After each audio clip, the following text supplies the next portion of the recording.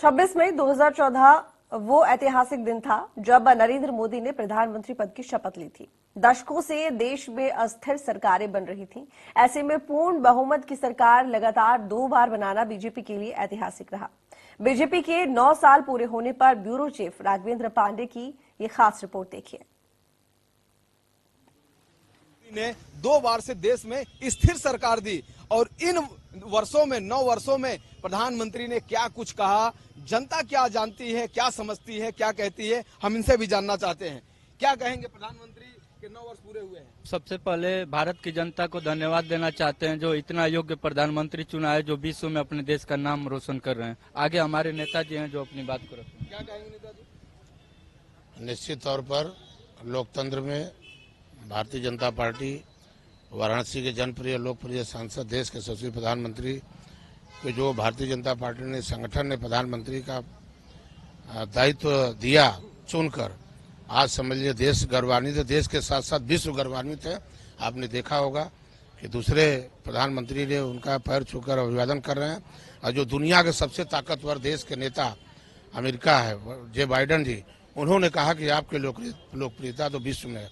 निश्चित तौर पर जो 9 साल का प्रधानमंत्री जी के मंत्रिमंडल का जो ऐतिहासिक भारत के लिए स्वर्णिम काल चल रहा है, उसमें प्रधानमंत्री जी, उनके मंत्रिमंडल को, सारे अपने मुख्यमंत्री को बहुत बहुत बधाई देता हूं और लोकतंत्र में भारत को, जनता को भी अभिवादन करता हूं कि एक चाय पीने वाले बेटे को प्रधानमंत्री बनाकर, प्रधान सेवक बनाकर आज देश न्यू इंडिया की तरफ चल रहा है। क्या कहेंगे? 9 वर्ष के कार्यकाल प्रधानमंत्री ने 9 वर्ष अपना पूरा किया। देखिए, मैं तो एक ही शब्द कहूंगा, अद्वितीय कार्यकाल ये रहा है।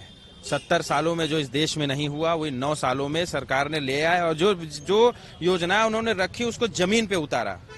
इससे बड़ा कोई काम हो नहीं सकता। माननीय प्रधानमंत्री जी ने 9 साल में वो कार्य करके दिखा दिया जो शायद 60 सालों ने, अगला 70 साल भी कांग्रेस को और विपक्ष को मिलेगा तो शायद वो नहीं कर पाएंगे। क्या कहेंगे? 9 वर्ष में प्रधानमंत्री के किस काम की आप तारीफ करेंगे? कौन सा वो बहुत बड़ा काम जो आपको अच्छा लगा? हम लोग बेसिकली वाराणसी से, उनके लोकसभा क्षेत्र से हैं। मैं वहाँ किसान मोर्चा वाराणसी का मैं जिला अध्यक्ष हूँ।